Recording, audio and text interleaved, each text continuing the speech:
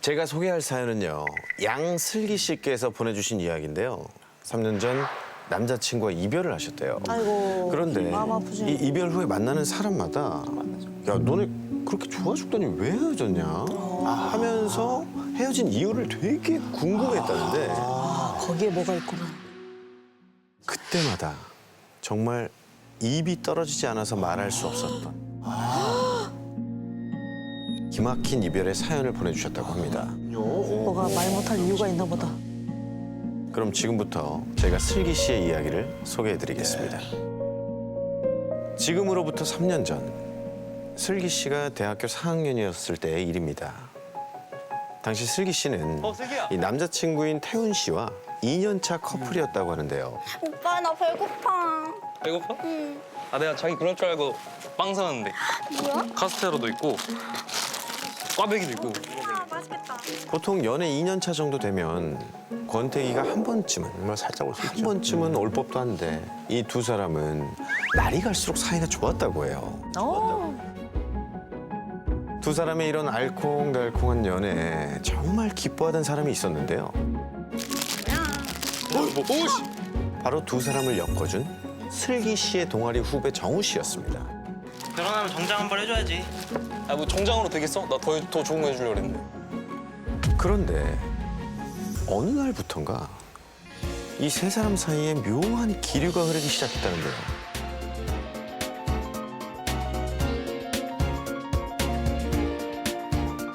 친구의 친구를 사랑하고 있어. 그 시작은 정말 모든 것이 평범했던 어느 날 저녁.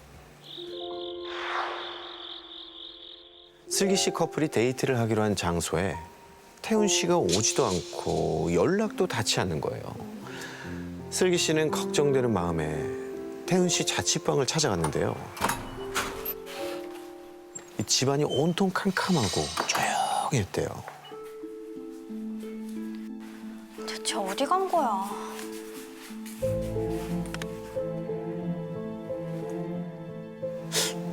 이상하다. 밖에 나갔나 싶어서 전화를 걸었는데 뭐야? 오빠 집에 있었어? 슬기 씨가 벨소리를 따라서 방 안으로 들어가 보니 오빠. 침대 위에 혼자 앉아 있더래요.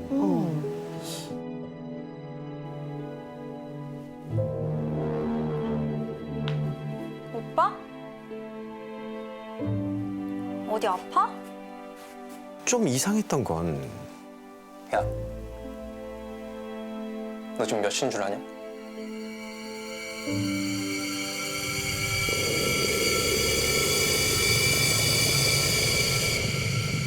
몇 시인 줄 아냐고 들었으면 대답을 해! 밑도 끝도 없이 슬기 씨를 추궁하더니 술 취했나? 그럼. 너 어디 때 왔냐? 아, 너 남자 만나고 왔지? 정우냐? 뭐? 그게 무슨 소리야? 그럼 누구 만나고 왔냐고! 진짜 왜 이래? 확 풍기는 술 냄새. 그리고 뻘겋게 충혈된 눈. 처음 보는 태훈 씨의 낯선 모습에 너무 놀란 나머지 그대로 자취방을 뛰쳐나왔다고 했습니다. 보통 여기까지 들으면 네. 뭐야 남자친구가 뭐 술 버릇이 있나 싶잖아요. 주사위. 그런데 슬기 씨가 아는 범위에서는 태훈 씨는 술을 좋아하지도 않았고요.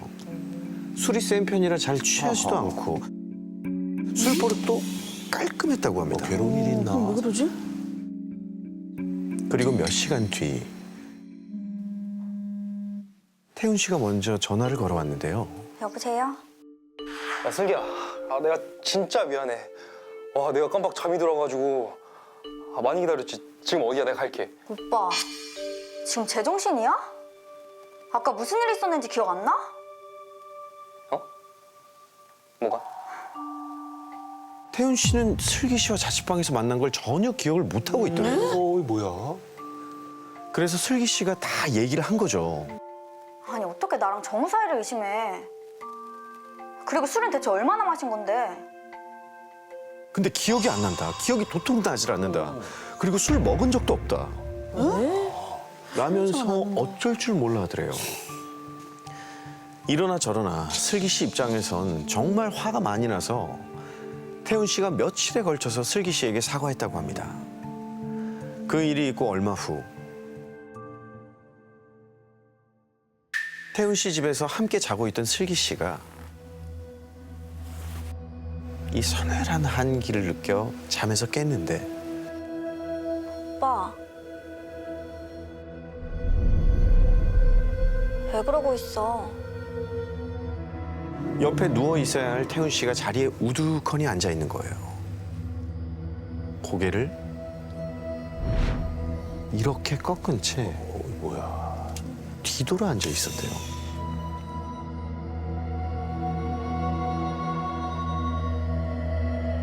슬기 씨가 태훈 씨 어깨에 손을 올리려던 그 순간 오빠.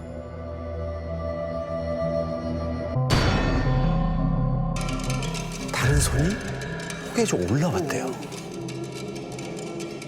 죽여줄까?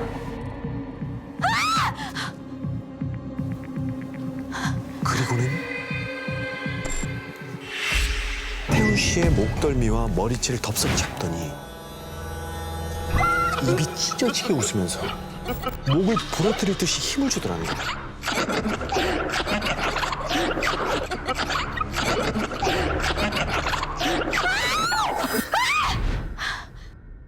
슬기야, 괜찮아? 그러자 여자의 모습은 온데간데 없이 걱정스럽게 바라보는 태훈 씨만 있었다고 합니다. 뭐지? 뭐 이런 꿈을 다 꾸지?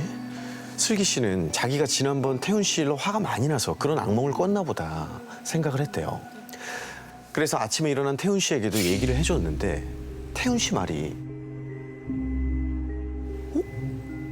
나도 어제 꿈에서 어떤 여자가 목을 막 졸랐는데 아, 그래서 같은 거. 꿈을 같이 꿨네.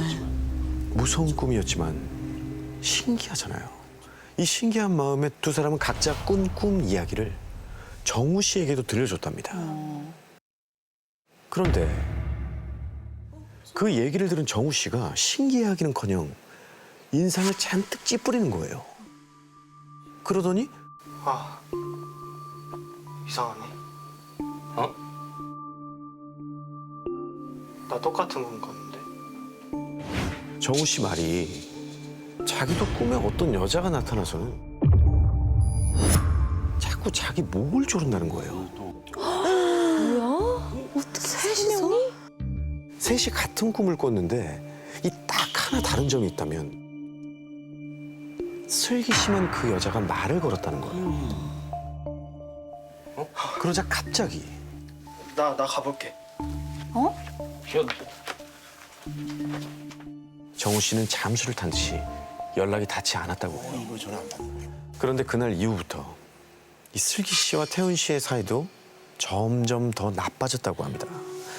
지난번 태훈 씨의 사과와 해명이 무색하게도 슬기 씨를 의심하는 듯한 태훈 씨의 행동은 점점 더 심해지고 과격해졌대요.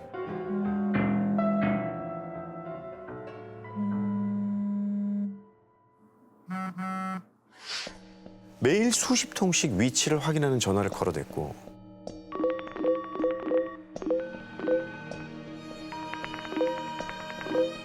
바람을 피운다는 의심까지 계속됐죠. 한순간에 변해버린 태훈 씨가 슬기 씨는 꼭 낯선 사람 같았다고 합니다. 정말 낯설다. 하지만 2년이라는 시간 동안 서로를 믿고 존중하는 연애를 해왔던 사이잖아요. 쉽게 이별을 결정하지는 못했다고 하는데요. 그 일이 있고 얼마 후 함께 TV를 보고 있을 때였죠. 야, 술 가져와.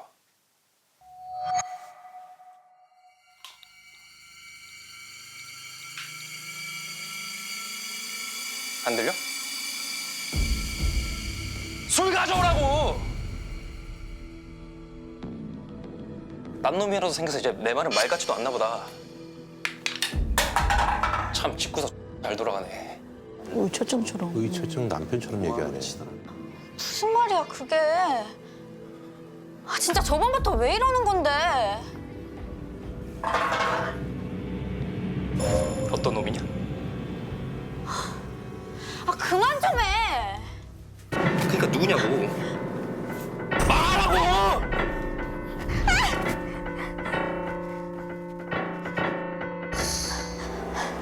죽일까?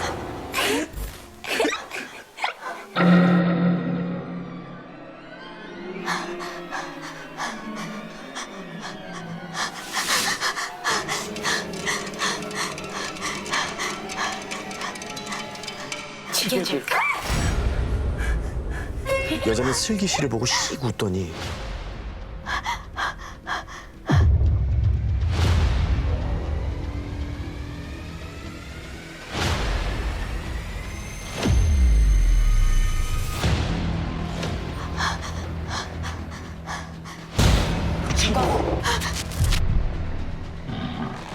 태훈 씨의 목을 움켜쥔 채 그리고는 괴로워하는 태훈 씨의 얼굴을 즐겁다는 듯이 점점 더 세게 태훈 씨의 목을 졸랐다고.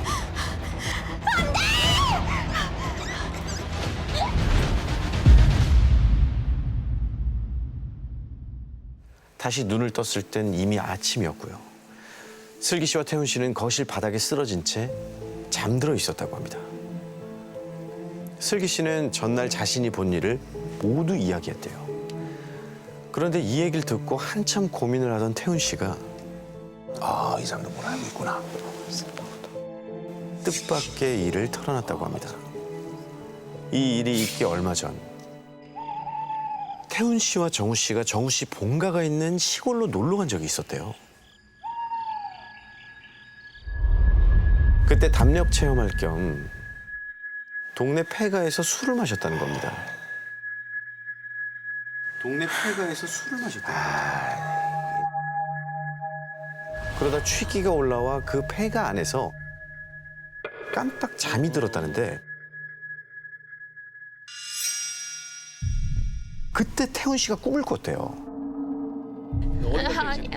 아니야 그만해. 얼굴에 상처가 가득한 한 여자를 마구 때리는 꿈이었대요.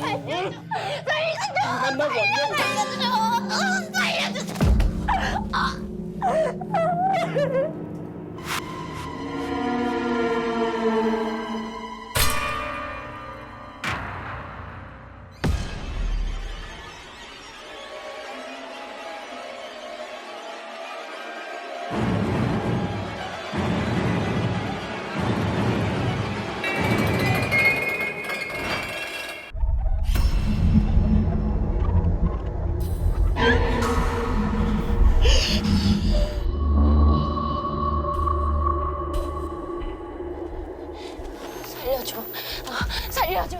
살려줘. 살려줘. 여자가 막 울면서 때리지 말아달라고 사정을 하는데도 속에서 막 알 수 없는 분노가 끌어올라서 계속 때렸다는 거예요. 그때 죽일 거야. 그 여자가 악을 지르면서 달려드는 모습에 거의 동시에 비명을 지르면서 일어났다는 거죠. 순간 태훈 씨는 본능적으로 알겠더래요. 아, 우리가 같은 꿈을 꿨구나.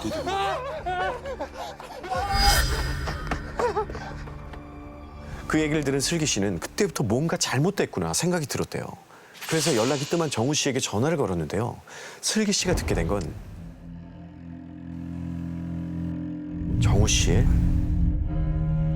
부고 소식이었다고 합니다. 갑자기. 후배도 폐가에 다녀온 이후에 계속 여자 꿈을 꾼다고 했다더라고요. 그걸 넘어서 이상 행동이 점점 더 심해져서 부모님이 네가 안전하려면 병원에 들어가야 한다고 설득할 정도였대요. 그래서 병원에서 지냈었는데 엄청 시달렸구나. 거기서 그 친구가 사망을 한 거죠. 근데 사망 원인이 베개 손을 200가 넘어서 스스로 질식했다고 들었어요. 괴로워하던 정우 씨는 그렇게 허망하게 떠났고 이후 정우 씨의 장례식을 찾은 두 사람은 뜻밖의 이야기를 들었다고 합니다. 부모님한테 얘기를 들었다고 했어요. 원래 그 집에는 부부가 살았었는데 어떤 새끼냐고! 남편이 우울증이 너무 심해서 아내를 구박하고 때리고 괴롭혔었던 거예요. 그 정도가 점점 심해지자 아내가 참지 못하고 술에 취해 들어온 남편을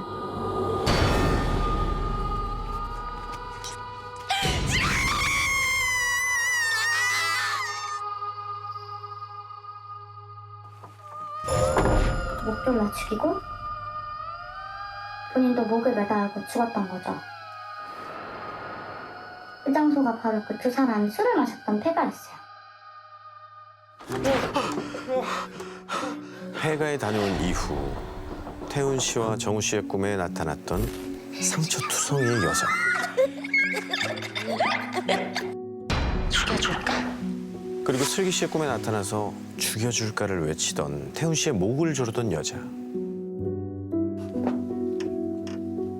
세 사람의 꿈에 나타난 그 여자는 정말 폐가에서 세상을 떠난 그 안타까운 사연 속의 아내였을까요? 이번 이야기는 42살 회사원 신상민 씨가 보내주신 공모작입니다. 얘기에 앞서서 상민 씨가 근무를 하셨던 이 부대라든지 그리고 뭐 지명 이런 것들은 군사 기밀이라서 말씀드리지 못하는 점은 좀 양해를 구하더라고요. 때는 2002년 5월입니다. 상민 씨의 부대는 낙하산을 이용해서 상륙작전이 주 임무인 바로 공수부대였답니다. 공수부대. 기습 침투해서 적의 허리를 끊자라는 이런 사명감을 가진 부대였죠. 그래서 정기적으로 이 낙하산 훈련을 진행을 하는데 그날도 마침 훈련을 하는 바로 전날이었대요. 이 낙하산 훈련 전날에는 부식 창고, 그러니까 요 간식 창고가 아주 거덜이 난대요. 평소에는 잘 먹을 수 없었던 뭐 과자, 컵라면, 뭐 초코빵, 건빵, 온갖 맛있는 것들이 막 그냥 쏟아지는 날인 거죠. 왜냐? 먹고 죽은 귀신이 때깔도 좋다고 뭘 그렇게까지. 이런 말이 있습니다. 비행기나 이 헬기에서 뛰어내리는 낙하 훈련은 언제든 돌발 상황이 일어날 수 있는 아주 위험한 훈련이잖아요. 그러니까 잘 먹고 무사 안전을 기원하는 의미로 이런 전통이 생긴 거죠. 그래서 이제 여느 때처럼 배가 터지게 먹고 잠자리에 들었대요. 근데 상민 씨는 이제 상병이라서 이제 낙하 훈련도 약 7회 이상 한 그 굉장히 많은 경험을 다수 보유를 했는데 그날은 이상하게 처음 뛸 때보다 더 긴장이 되더래요. 근데 갑자기 자는데 가위에 눌리는 느낌이 싹 들더래요.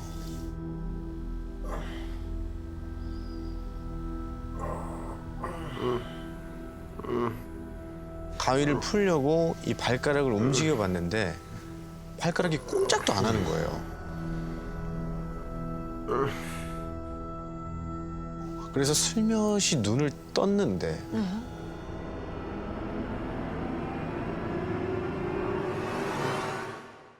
관물대 위에 새하얀 정장을 입고 하얀 구두에 하얀 중졸모를 쓴 남자아이가 해맑게 웃고 있더래요.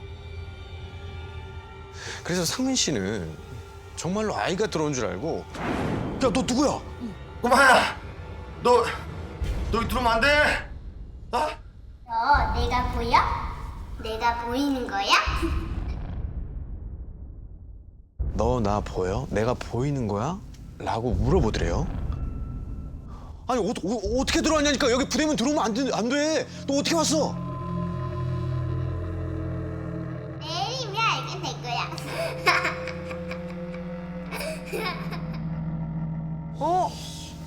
내일이면 알게 될 거야. 라는 말을 남기고 웃습니다. 그리고 상민 씨는 잠에서 깨요. 꿈을 꾼 거였죠. 기분 안 좋네.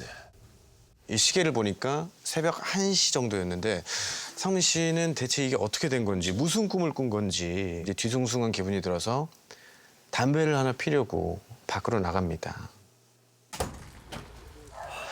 그래서 이제 담배에 불을 붙이려는 바로 그 순간 다시 이렇게 아이의 웃음소리가 들리는 거예요. 꿈이 아니잖아. 잠에서 깼는데. 어? 하고 내려다 봤더니 이번엔 새까만 정장에 어머. 까만 구두를 신고 어? 까만 중절모를 쓴 남자아이가 상민 씨를 보고 웃고 있더래요.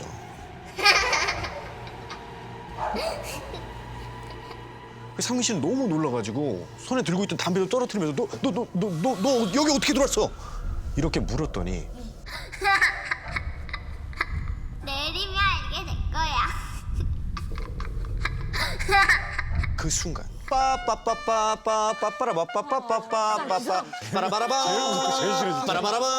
바로 일어나게 되는 바로 이 기상나팔음이 들립니다. 그래서 상민 씨는 모든 잠에서 깨어났대요. 이 모든 게 다 꿈이었던 거예요. 꿈이야. 꿈을 깼다고 생각했던 것까지 또 이중 꿈을 꿈이었던 꾼 거네요. 예. 네. 신기하네. 이 모든 게 정말 기이한 꿈이었잖아요. 그치. 애써서 계속 이 느낌을 무시하고 훈련 나갈 준비를 했습니다. 근데 후임 한 명이 잠을 잘 못 잤는지 걔도 계속 이렇게 눈을 비비더래요. 너무 피곤한 채로. 그래가지고 왜 그러냐고 물어봤대요. 아, 저 사실 어젯밤에 이상한 꿈을 꿨지 말입니다. 뭐야. 제 과물대 위에 하얀 정장이랑 하얀 구두랑 하얀 중절모 쓴 꼬마까지 앉아가지고 막 웃으면서 저를 내려다보고 있었지 말입니다.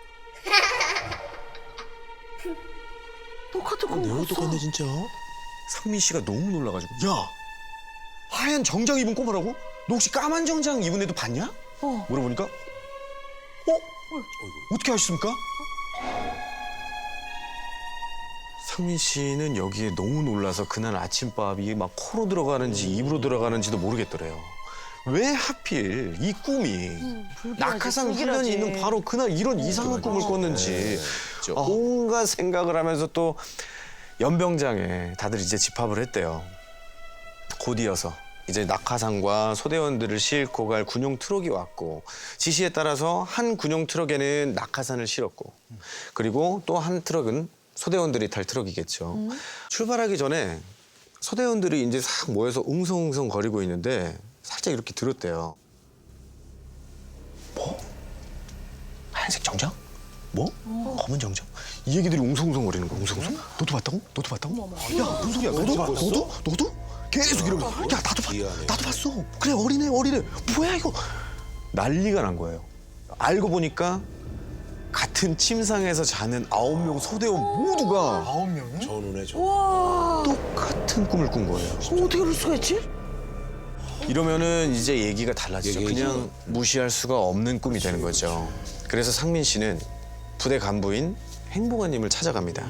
찾아가서 말씀을 드렸어요. 아, 죄송한데 저희가 어제 이상한 꿈을 꿨는데 말입니다. 모두 같은 꿈을 꿨지 말입니다. 이렇게 행보관님한테 말을 했더니 행보관님은 어떻게 했어요? 그게 뭔 소리? 이 자식들 너희들 빠져가지고 야, 니네 낙하산 타기 싫어가지고 지금 뺑기 부리는 거야? 어?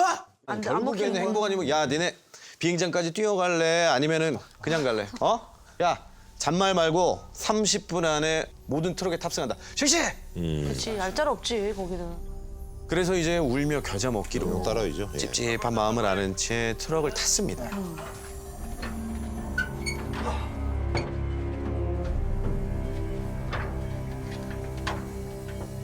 낙하산을 실은 다른 트럭과 함께 이제 비행장으로 향하게 돼요.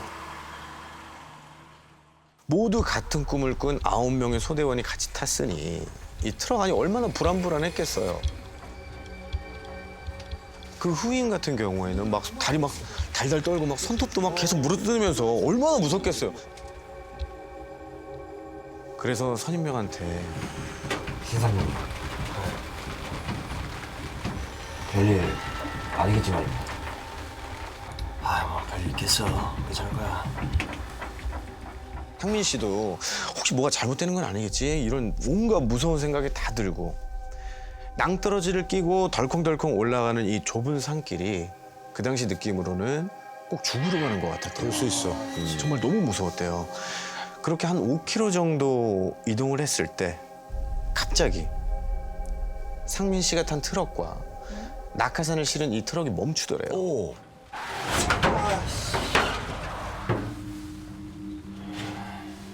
그러더니 행보관님이 다가오더니 야, 니들 다 같은 꿈 꿨다고 했지?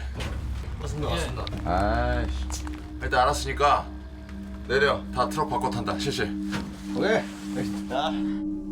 낙하산을 실은 트럭과 부대원들이 탄 이 트럭을 바꿔서 주시할 수 없으니까 그렇게라도. 네, 그렇게 상민 씨와 소대원들은 트럭을 바꿔서 탄 후에 다시 비행장으로 출발했습니다.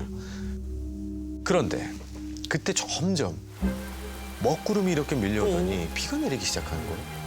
근데 상민 씨는 안도의 숨을 쉬었대요. 다행이다. 비 오는 날에는 낙하 훈련이 없거든요. 그제야 소대원들은 이제 긴장이 풀렸는지 이렇게 막 이제 잡담도 하고 뭐 분위기가 어느 정도 풀어졌는데 그 순간 상민 씨랑 소대원들이 방금 전까지 타고 있던 그 트럭이 시동 꺼지는 소리와 함께 뒷바퀴가 헛돌면서 그대로 옆으로 쿵 전복된 거야? 전복된 거? 낭떠러지로 굴러떨어집니다. 갑자기. 네, 실려있던 그 낙하산은 사방으로 날아가서 숲에 떨어지고 나무에 걸려서 찢어지고 상민 씨는 다리에 힘이 쫙 풀려서 거기 서 있을 수가 없더래요. 만약에 그 행보관님이 트럭을 바꿔 타라고 하지 않았더라면 여기저기로 튕겨나간 그 낙하산, 나무에 걸린 그 낙하산의 모습이 상민 씨와 소대원들의 모습이었을 테니까요. 갑자기 보였겠지. 그리고 3일 뒤 상민 씨는 휴가를 나왔어요. 본가에서 상민 씨가 잠이 들었대요. 이제 자다가 목이 말라서 부엌으로 나갔는데 거실 소파에서 그때 그 새하얀 정장을 입은 아이가 또 앉아 있는 거예요. 그 아이는 상민 씨를 쳐다보며 해맑게 웃으면서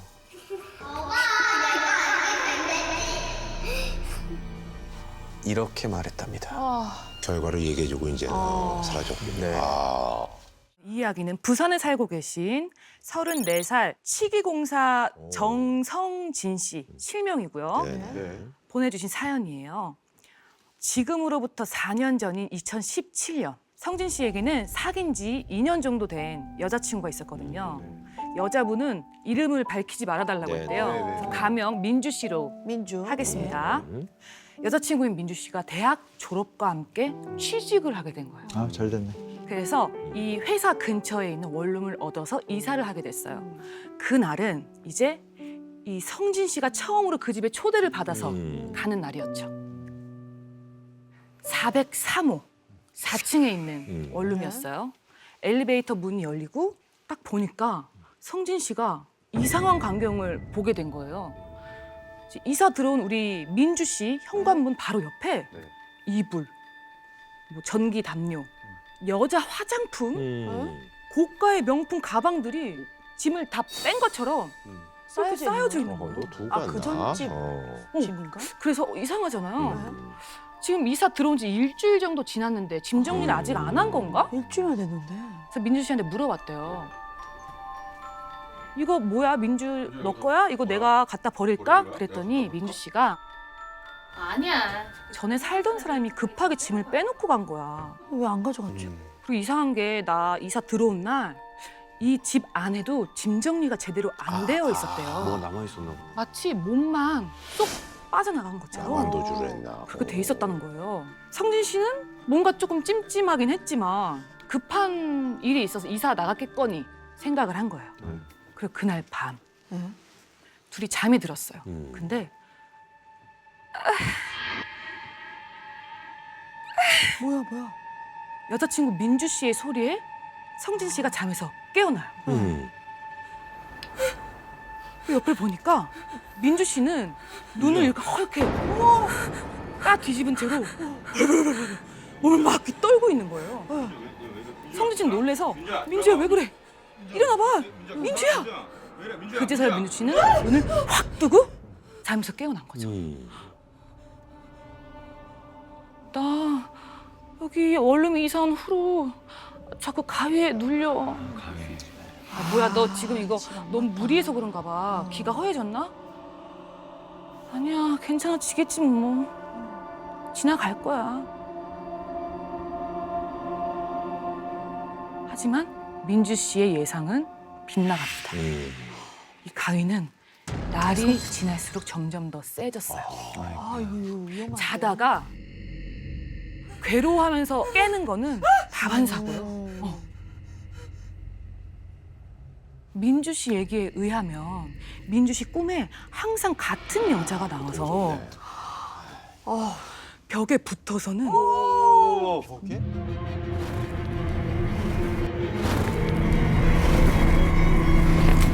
민주 씨를 쳐다보고 있구나. 그 집에서. 그 집에서 민주 씨 목을 아이고. 끈질기게 쫄르면서 엄청 괴롭히는 꿈을 꾼다는 거예요. 한두 번도 아니고. 성진 씨는 도와주고 싶지만 도울 수가 없잖아요. 그래서 잠들 때까지 이렇게 토닥토닥 해주곤 했대요. 그러던 어느 날 민주 씨가 본가에 내려갈 일이 생긴 거예요. 그래서 성진 씨가 그날 처음으로 혼자 이 집에서 지내게 된 거예요. 맥주 한 캔을 탁 마시고 TV를 보면서 잠이 들었어요. 시간이 얼마나 지났을까? 성진 씨가 잠에서 살짝 깬 거예요. 근데 그 순간 뭔가 쎄한 느낌이 온몸을 확 휘감더래요. 그리고는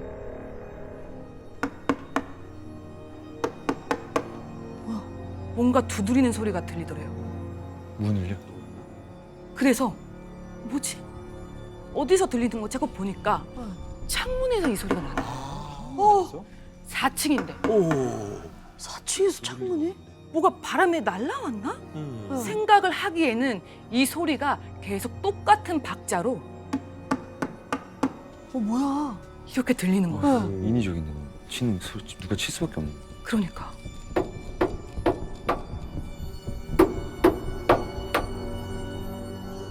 여자친구가 꿈 얘기도 했잖아요. 너무 무서워진 거죠. 근데 그 순간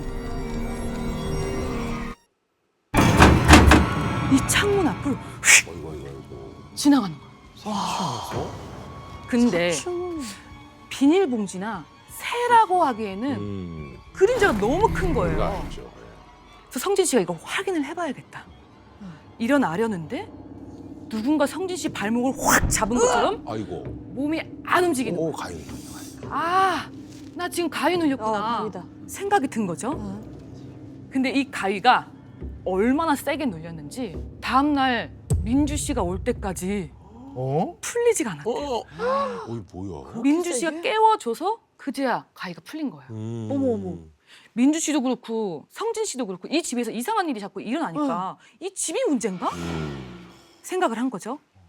근데 얼마 후에 이 두 분이 이 집에 뭔가 이상한 존재가 있다라고 확신하게 되는 사건이 벌어지게 됩니다.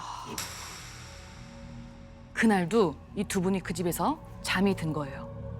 그런데 성진 씨가 들었던 그 소리, 똑똑똑. 이 소리가 또 들리더니 이번엔 이 두드리는 소리뿐만 아니라 창문이 열리는 소리가 들리는 거예요. 깜짝 놀라서 성진 씨가 그쪽을 딱 보니까 창문에 어떤 여자 얼굴이 보이더래요. 4층인데? 근데 그냥 보이는 게 아니라 하관은 안 보이고 누가 눈만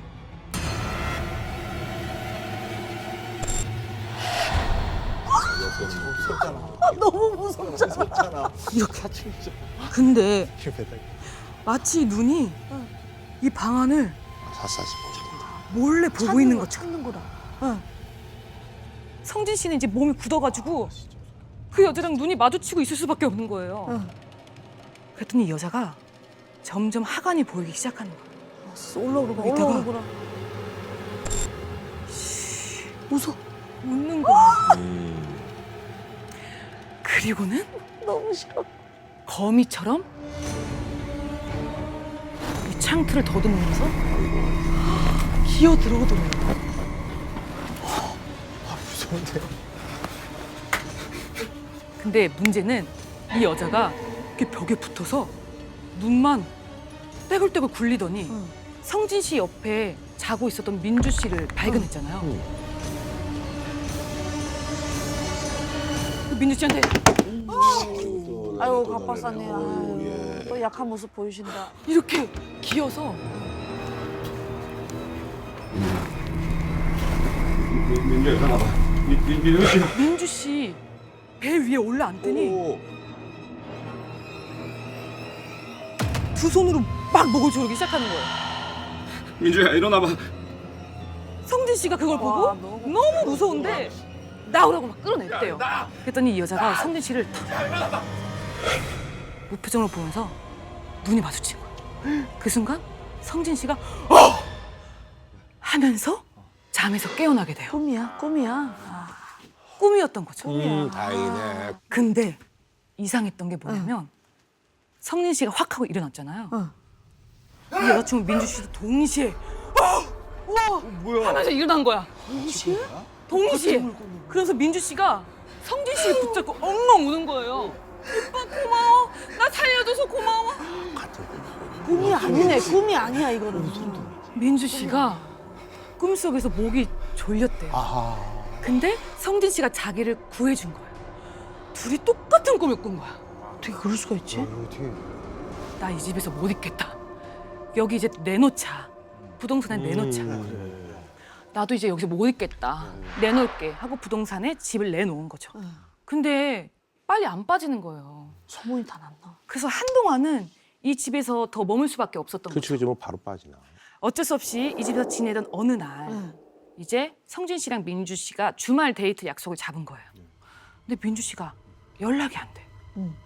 올 시간이 지났는데 전화도 안 받는 거예요. 걱정이 되니까 민주 씨 집을 찾아간 거죠. 민주 씨가 침대 위에 죽은 사람처럼 쳐져서 누워 있는 거예요. 놀래서 성진 씨가 민주야 왜 그래? 일어나봐 일어나봐 민주야 일어나봐. 한참을 흔들었더니 민주 씨가 힘없이 눈을 이렇게 뜨면서 오빠 나 여기 나 이 집에 이제 더 이상 못 있겠어. 아유. 저기 여자가 손을 막 떨면서 민주 씨가 가리킨 곳은 민주 씨 침대 맞은편에 있는 빈 벽이었대요. 그리고는 민주 씨가 전날 밤 있었던 이야기를 해주는 거예요. 그날 집에 혼자 있어야 되니까 잠이 안 오죠. 침대에서 계속 뒤척뒤척 하고 있었던 거죠. 근데 왠지 창문 쪽이 자꾸 신경이 쓰이는 거예요. 왜 그거 있잖아요. 너무 불안하면 이 불안함을 확인해서 불안감을 없애고 싶은 마음. 아 그렇죠.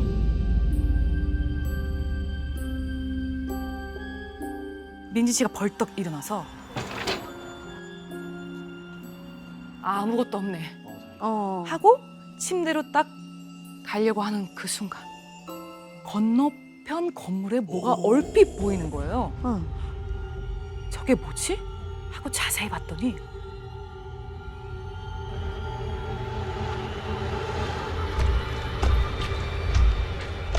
거미처럼 이렇게 붙어서는 그 위를 타고 기어 올라가 보이는 거예요.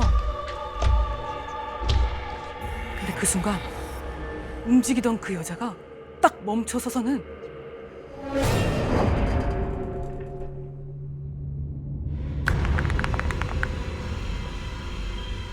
민주 씨를 쳐다보더니 눈이 마주친 거예요. 너무 무서운 민주 씨는 창문을 닫고 침대로 달려가서 이불을 머리 끝까지 뒤집어 썼대요. 근데 그때 드는 생각. 내가 창문을 잠갔나? 아 그치. 잠가야지. 창문을 잠궈야겠다 생각하고 재빨리 일어나서 문을 잠그려고 하는 그 순간 창문에는 이미 그 여자의 실루엣이 보이는 거예요. 그리고는 그 여자가 창문으로 열고 들어오는 거예요. 그리고는 천천히 벽을 기어서 움직이는데 이 여자가 멈춰선 곳은 바로 민주 씨 맞은편에 있는 그 벽. 벽에 스르르 하고 내려와 민주 씨를 마주 서더래요.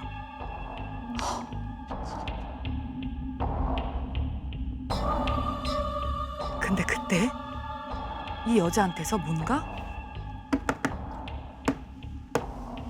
똑똑똑 하는 거. 후두둑 응. 떨어지는 소리가 나는 거예요. 뭐지? 하고 자세히 보니까 물이 아니라 피. 이 피가 바닥에 흥건히 고이다 못해서 피바다가 되는 광경을 민주 씨는 덜덜덜덜덜 떨면서 쳐다보고 있고 이 여자는 민주 씨를 계속 노려보고 있는 거죠.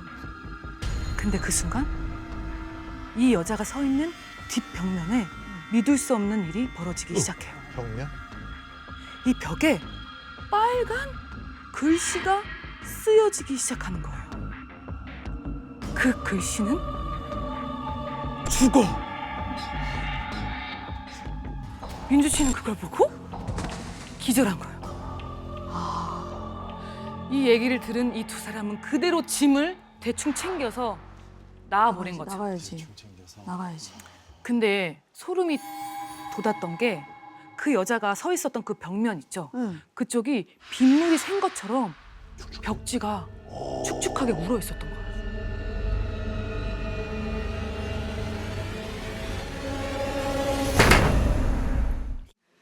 대전에 사는 50대 주부 정순자 씨의 일인데요. 당시 순자 씨의 심경을 담아서 제가 사연을 들려드리도록 하겠습니다. 때는 1986년 여름. 남편과 저는 울산 학성동의 작은 단칸방에서 결혼 생활을 시작했습니다. 아마 신혼이라 그랬겠죠. 저는 매일 밤 남편의 퇴근 시간에 맞춰서 마을 어귀로 마중을 나가곤 했습니다. 즐거움이죠, 신혼에. 그날 저녁도 남편을 기다리면서 골목을 서성이는데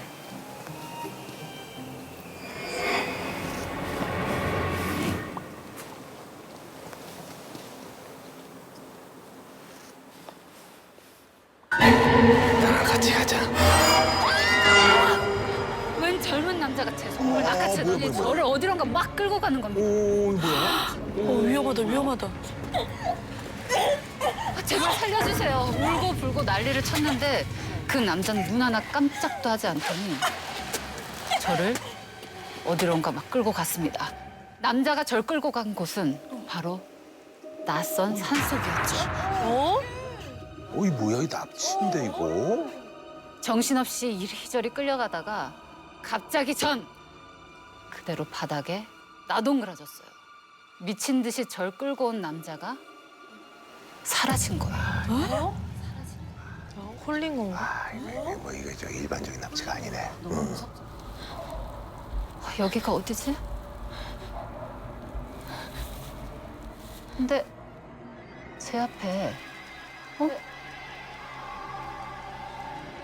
무덤 하나가 있는 거예요. 오래된 무덤인지 풀이 무성하게 자라 있었어요. 날 왜 여기로 데려온 거지? 뭔가가 제 발목을 확 틀어쥐고선 미친 듯이 막 잡아당기는 거예요. 근데 그것은 웬 구덩이 속에서 나온 그 남자의 손이었어요. 아, 이거 뭐 귀신이었나 보네. 그 아시죠? 그 관 넣을 때 파놓은 그 구덩이. 응. 저기 들어가면 분명히 죽겠다 싶어서 풀들을 막 움켜쥔 채로 막 안간 힘을 쓰고 근데 그러면 그럴수록 구덩이 속에 그 남자는 눈을 휘번딱 뜨면서 저를 막 더 잡아 끌어다녔죠.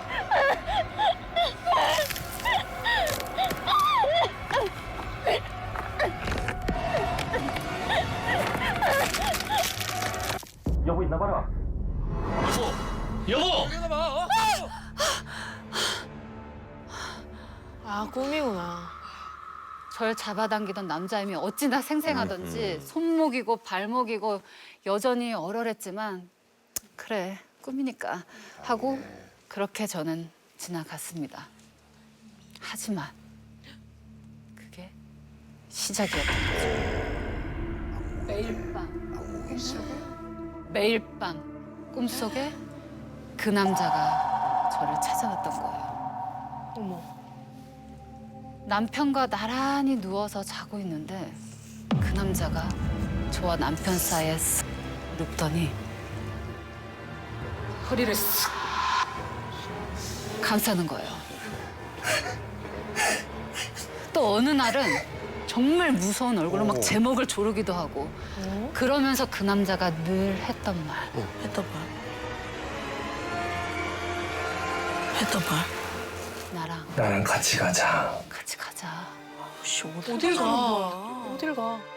그 남자가 왜 저를 이토록 괴롭히는지 도저히 알 수가 없었던 거예요. 아무리 생각해봐도 한 번도 본 적이 없는 사람이었거든요. 그럼 뭐지? 제가 이런 일을 계속 겪다 보니까 저는 뜬 눈으로 밤을 지새우는 날이 점점 많아졌습니다. 아우 이거 사람 잡겠네 사람 잡겠어. 그날 밤도 잠에 들지 않으려고 제가 벽에 기대서 졸린 눈을 부비면서 억지로 잠을 찾고 있었는데 낯선 기척에 잠이 확 깬 거예요.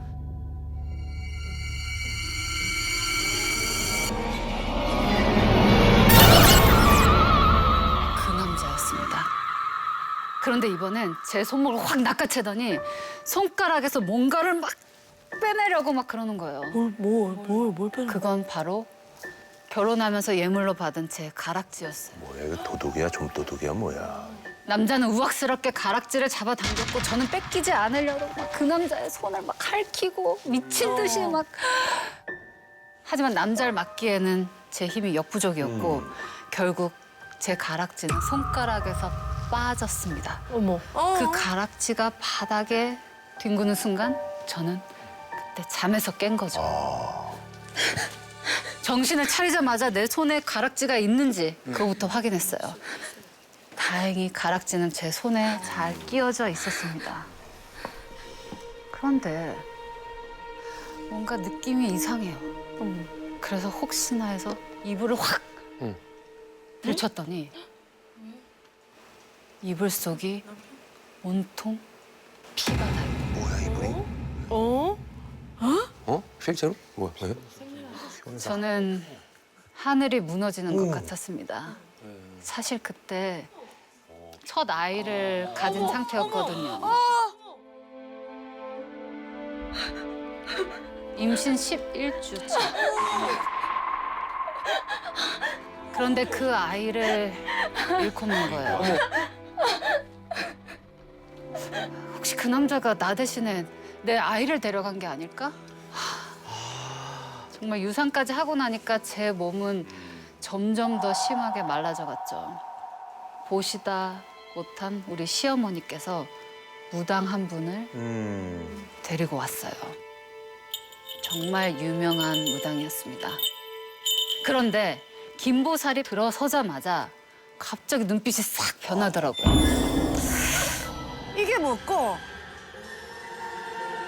다 알고 있었네. 다들 놀라서 어쩔 줄을 몰라 하는데 네 말이다, 니! 이러면서 부채로 누군가를 척 가리키는데 그 사람은 바로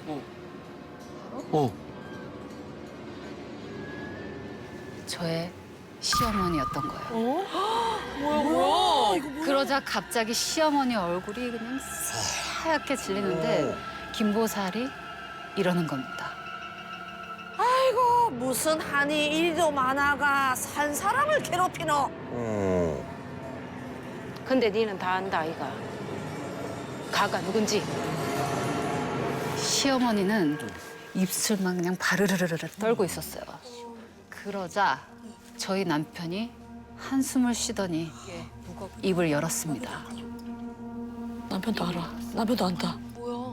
남편에게는 위로 5살 터울의 형님이 있거든요.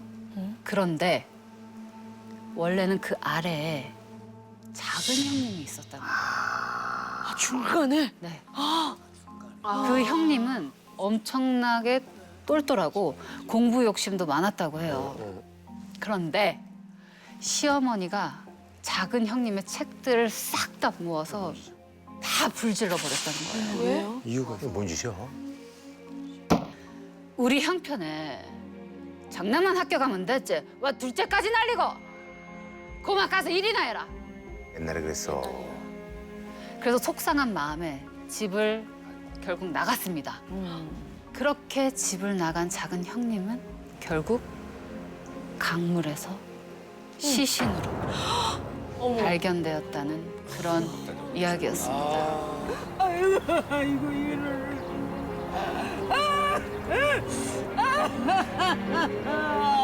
질투가 남기지. 지는 장가 한번 못 가보고 구천을 떠도는데 동생은 각시랑 알콩달콩 살고 있으니까. 그러더니 그 남자, 아니 그러니까 작은 형님을 제게서 떼어내려면 영혼 결혼식을 치러줘야 한다는. 오, 이거 심각하다 이거. 그때 당시 영혼 결혼식을 치르는 비용만 600만 원. 80몇 년도에. 엄청 비싼 거죠. 아유 말도 안 돼. 하지만 전 망설일 겨를이 없었습니다. 제가 아이를 잃었잖아요. 때마침 괜찮은 신부감이 있다고 합니다.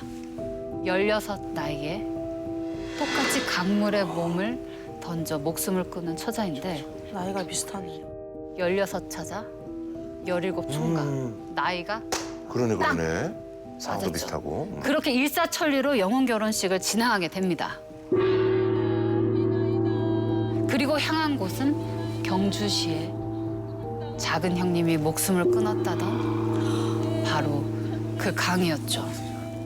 여기서 혼을 모시고 가야 한다는 거예요.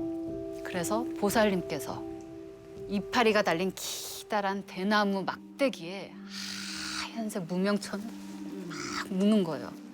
그 무명천 다른 쪽에는 밥 공기, 밥 그릇을 매달아서 강물 속에 쫙 던지더라고요. 김보살은 주문을 외우기 시작했어요. 없어서 어서 올라온나 어서 올라온나 좋은 색시 데리고 왔으니까 와서 보자 가자 어서 올라온나.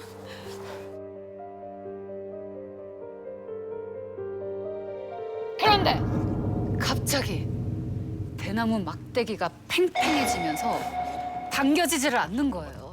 아무리 힘을 써도 어디 낀 것처럼. 에이 신랑이 승질나서 못 간다 한다. 어찌 이래도 고집이 세심줄 같노? 아주버님 제발 노염 푸시고 나오셔서 결혼도 하시고 좋은 곳으로 가셔야죠. 제발 나와주세요. 나와주세요.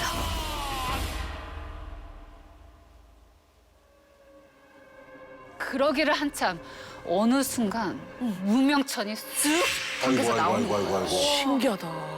당겨져 올라오는데 그 밥그릇 위로 머리카락 몇 가닥이 경겨 있었다는 거예요. 그게 혼이 나왔다라고 하더라고요. 거구나. 그렇게 신랑 신부 혼을 모시고 간 곳은 바로 저희 시댁이었습니다. 모든 준비가 완벽하게 다 끝나고 식을 시작하기 위해서 화촉을 올리려는데 왜? 불이 안 붙는 거예요. 아니 또 뭐 문제가 있나? 불이 붙었다가도 꺼지고 붙었다가도 꺼지고 초에 불이 붙질 않는 거예요. 왜 그러지? 뭐가 문제지? 너무너무 불안해지기 시작했죠. 그런데 갑자기 김보살이 헛박질을 하면서 털썩 주저앉아.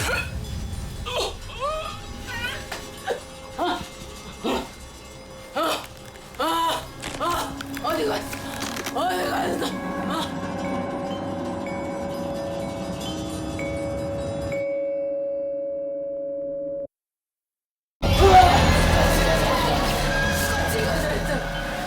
찍어자고 했잖아. 찍어자고 했잖아. 찍어자고 했잖아.